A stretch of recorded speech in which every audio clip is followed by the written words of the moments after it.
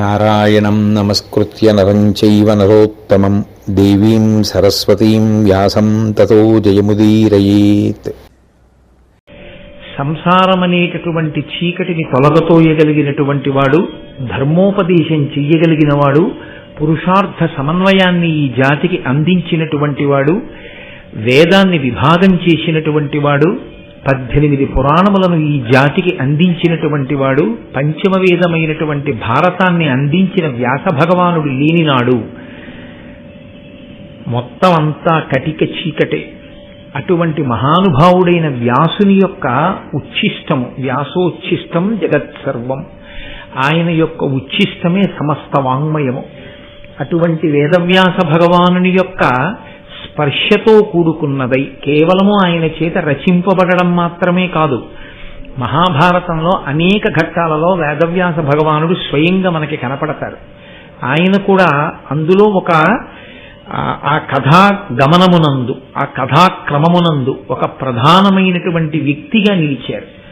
ఎందుచేత అంటే ప్రధానమైన పాత్ర అన్నమాట వాడకూడదు. ప్రధానమైన పాత్ర అన్నమాట ఎక్కడ వాడాలి అని శాస్త్రాలు చెప్తున్నాయంటే, కల్పితమైన సాహిత్యమైతే, అంటే ఎక్కడో కూర్చుని ఏదో కాలక్షేపానికి ఏదైనా జరగనటువంటి విషయాన్ని జరిగినట్లుగా మీకు వర్ణించి చూపించగలిగినటువంటి ప్రజ్ఞాపాఠవంతో రచింపబడినటువంటి గ్రంథమైతే, అందలి పాత్రలను అందులో ఆ కథాగమనంలో పోషించినటువంటి వ్యక్తిత్వములతో కూడినటువంటి ఆ పాత్రలు ఏమున్నాయో ఆ వ్యక్తులను పాత్రలు అని సంబోధిస్తారు.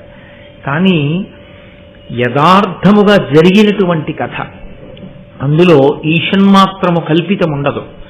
ఏది జరిగిందో దాన్ని మాత్రమే రచన చేశారు, ఏది జరిగిందో దాన్ని మాత్రమే అందించారు. ఇతిహా అసం, ఇది ఇలాగే జరిగినది, ఇది ఇంకొకలా జరిగినది కాదు.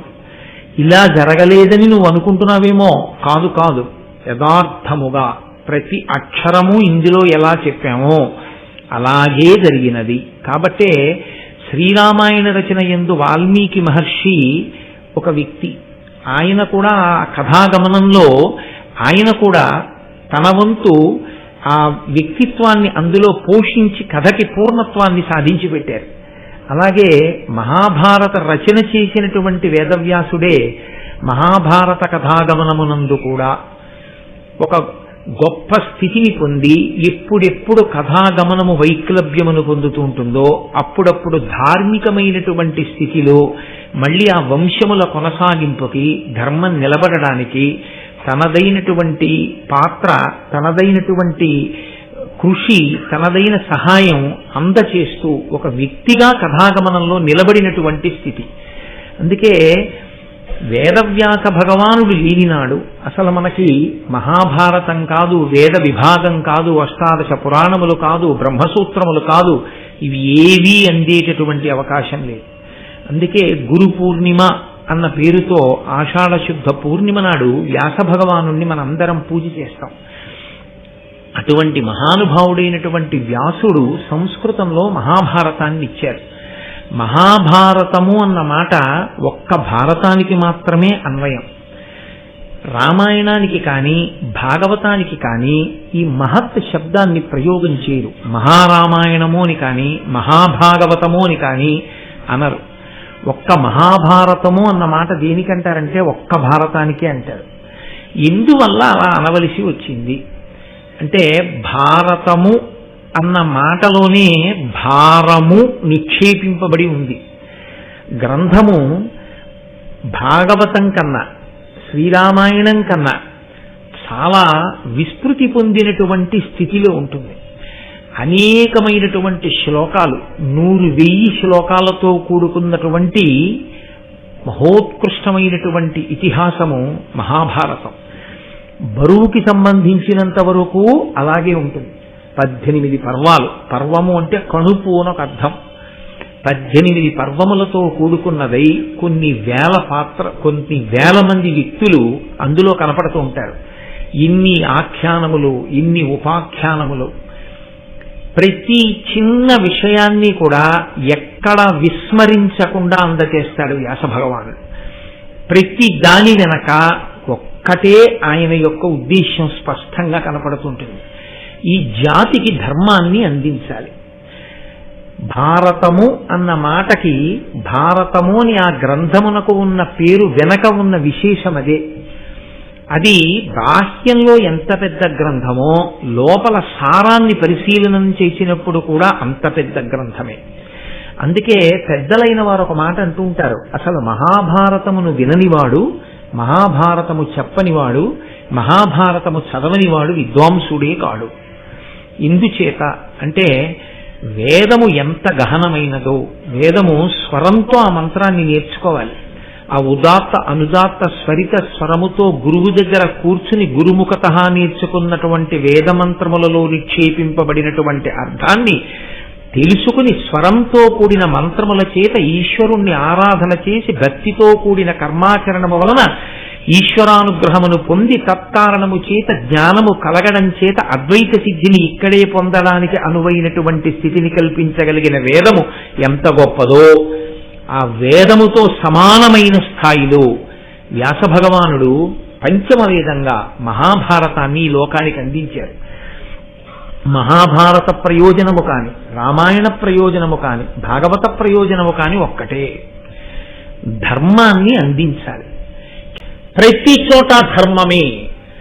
ధర్మము తప్పి బ్రతకడం కన్నా ధర్మాచరణమునందు శరీరాన్ని విడిచిపెట్టడమే శ్రేయస్కరమని నమ్మి బతికారు. అంత గొప్పగా ధర్మ ప్రబోధం చేశారు. ఆ ధర్మమే పోయిన నాడు నీవు ఉన్నా ఒకటే, లేకపోయినా ఒకటే. కాబట్టి ఆ ధర్మాన్ని 1కి 10 మార్లు లోకానికి బోధ చెయ్యాలి. ప్రతి వారికి ధర్మాన్ని అందించాలి. ఈ అందించడం కోసం వచ్చినటువంటి మహోత్కృష్టమైన ఇతిహాసమే మహాభారతం.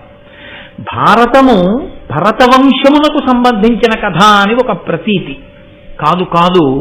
మీరు జాగ్రత్తగా ఆలోచిస్తే భా అంటే కాంతి, భా అంటే కాంతి అన్న అర్థమే మీరు వేరొక రకంగా చూస్తే జ్ఞానమే కాంతి. జ్ఞానము అన్నది కలిగితే ఆ జ్ఞానమన్న కాంతి యందు యథార్థమైన వస్తువు కనపడుతుంది. ఆ కాంతి లేకపోతే చీకట్లో దుంగకి దొంగకి తేడా తెలియనట్లు, త్రాటికి పాముకి తేడా తెలియనట్టు, ఆ జ్ఞానమనేటటువంటి కాంతి కలగనంతసేపు సత్య వస్తువుకి అసత్య వస్తువుకి భేదం గోచరించదు. కాబట్టి అటువంటి సత్య వస్తువు ఎరుకలోకి రావాలి అంటే జ్ఞానమనేటటువంటి కాంతి కలగాలి. ఆ జ్ఞానమనేటటువంటి కాంతి కలగాలి అంటే నా ఒంట్లో బలం ఉంది కదా అని నేను భోగం అనుభవించకూడదు. నాకు శక్తి ఉంది కదా అని నేను ప్రకృతిలోంచి నాకు అవసరం ఉన్నదానికన్నా ఎక్కువ నేను పుచ్చుకోకూడదు. నేను ఏదైనా అన్నా వాడు తిరగబడలేడు కదా అని నేను వేరొకడిని హింసించకూడదు. నేను ఈశ్వరుడికి జవాబుదారీగా బ్రతకవలసినటువంటి నియమావళిని, ఆ చట్రాన్ని తెచ్చి మనకు అందించారు. అదే ధర్మచక్రం. ఆ చక్రం ఎప్పుడూ తిరుగుతూనే ఉంటుంది. ఆ ధర్మం అనేటటువంటిది చక్రము తిరుగుతూ ఉంటుంది. తిరుగుతున్న చక్రము, తిరుగుతున్న ధర్మము కదిలే ధర్మాన్ని పట్టుకుని కదలని సత్యములోకి వెళ్ళిపోతాడు. చిట్ట చివర ఆ సత్యము ఎరుకలోనికి వచ్చిన తరువాత తనకన్నా వేరొక వస్తువు లేదు, సమస్తము ఇదే, అద్వైతం. రెండవ వస్తువు లేదు, ఉన్నదా ఒక్కటే అన్న ఎరుక కలిగిన తరువాత ఆ ఎరుక యందే నిలబడి ఈ శరీరాన్ని విడిచిపెట్టిన వాడెవడో వాడు మళ్లీ పుట్టవలసినటువంటి అవసరం లేని స్థితికి వెళ్ళగలుగుతాడని ధర్మ ప్రబోధాన్ని చేసే కావ్యాలు, పురాణాలు. అందులో ఆ జ్ఞానమునందు రథ అంటే రమించాలని కోరుకునే వాళ్ళు ఎవరున్నారో మాకు ఆ జ్ఞానము కావాలి, ఆ జ్ఞానమును పొందడానికి మేము ధర్మాన్ని ఆచరిస్తాం, మాకు ఆ ధర్మం తెలుసుకోవాలనుంది, మేము ధర్మాన్ని పట్టుకుంటాం అని కోరుకున్న వాళ్ళు ఎవరున్నారో అటువంటి వాళ్ళందరి కోసం ఆనాడు మహానుభావుడైనటువంటి వ్యాసుడు భారతాన్ని మనకి అందించాడు. ఆ భారతమే తదనంతర కాలంలో వ్యాస భగవానుని యొక్క ప్రతిరూపంగా ఎందరో మహాపురుషులు ఆనాటి నుండి ఈనాటి వరకు మహాభారత ఇతిహాసాన్ని లోకానికి ప్రవచన రూపంలో అందచేస్తూనే ఉన్నారు. అందుకే మహాభారత ప్రవచనం ఎక్కడ దొరుకుతుందో అక్కడ ప్రీతి పొందేవాడు పరమేశ్వరుడు కాదుట. ఎవరు ప్రీతి పొందుతాడో తెలుసా అండి? వ్యాస భగవానుడు ప్రీతి చెందుతాడు. నేను నా జాతి ధర్మం పట్టుకుంటుందని, నా వారసులు జ్ఞానం కోసం అలమటిస్తారని, నేను అందించే ఈ ధర్మాన్ని వాళ్ళు పట్టుకుంటారని ఇంత గొప్ప గ్రంథాన్ని రచించి అందించాను. వీళ్ళు ఇంత సంతోషంతో భారతాన్ని చెప్పుకుంటున్నారు, వీళ్ళింత సంతోషంతో భారతాన్ని వింటున్నారని ఎక్కడెక్కడ భారతం మీద ప్రవచనం ప్రారంభమవుతుందో అక్కడక్కడ వ్యాస భగవానుడు ఏదో ఒక రూపంలో వచ్చి కూర్చుంటూనే ఉంటాడు. కాబట్టి అది వ్యాస భగవానుడు సంతోషిస్తే ఇంకంతకన్నా మన జీవితాలకి కావలసినటువంటి ఆ ఉత్కృష్టత, మన జీవితానికి సాఫల్యం ఇంకేముంటుంది మీరు ఆలోచించండి. అంత గొప్ప గ్రంథం, అంత గొప్ప ఇతిహాసం మనకి మహాభారతం.